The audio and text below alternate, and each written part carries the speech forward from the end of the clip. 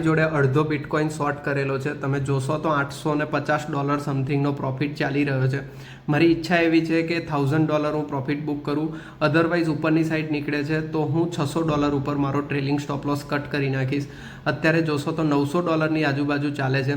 $1000 પૂરો થાય છે. This is my first $1000 profit in bitcoin, અને એ પણ માત્ર અડધા બિટકોઇનની અંદર. $1000નો મતલબ શું થાય છે કે 2000 પોઈન્ટ આપણે વન વે કેચ કર્યા છે.